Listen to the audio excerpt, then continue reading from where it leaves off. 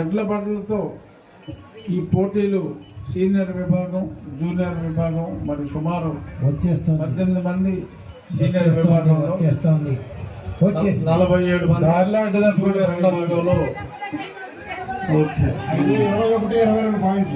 ఎందుకంటే పశువులు మన జీవితంలో ఒక భాగం. ఇటువంటి పోటీలు ఎందుకంటే ట్రాక్టర్లు అన్నీ వచ్చినాయి. ఒకప్పుడు ఎడ్లు అనేది మనకు అన్నం పెట్టడానికి ఉపయోగపడేవి, వాటితో దున్ని మనం బ్రతికే వాళ్ళం. కానీ ఇప్పుడు ట్రాక్టర్లో మోడర్న్ యుగం వచ్చిన తర్వాత మరి ఆర్టిఫిషియల్ ఇన్సెమినేషన్ వచ్చిన తర్వాత ఎడ్లని పట్టించుకునేవారే లేకుండా పోయే పరిస్థితుల్లో మరి భాస్కర్ రావు గారు లాంటి వారు ముందుకొచ్చి ఇటువంటి సంప్రదాయ క్రీడల్ని ప్రోత్సహిస్తేనే మనకి ఇప్పుడు సంక్రాంతి అంటేనే మనం ఎడ్ల పోటీలు ఇవన్నీ సంక్రాంతిలో ఒక భాగం.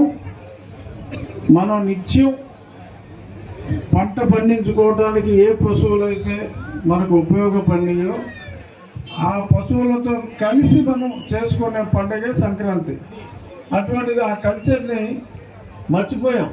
కానీ భాస్కర్ రావు గారు ఇంత భారీ ఎత్తున ఇలాగా చేయటం అనేది నిజంగా నాకు తెలిసి భాస్కర్ రావు మరి 1200 బెడ్ హాస్పిటల్ నడుపుతూ క్షణం తీరిక లేకుండా ఉండే వ్యక్తి. ఆయన ఇంట్రెస్ట్ తీసుకున్నారంటే ఆయన స్ఫూర్తితో కొంతమంది అయినా సరే ఆయన స్ఫూర్తితో పశు సంపదని గౌరవించే విధంగా మనుషులు ఇటువంటి పశువులతో కలిసి జీవనం కొనసాగించే విధంగా ఉండాలి అంటే ఒక భాస్కర్ రావు గారు మనకు సరిపోరు.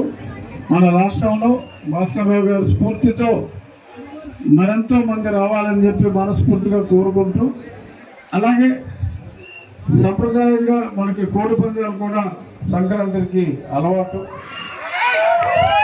ఈ పందాలు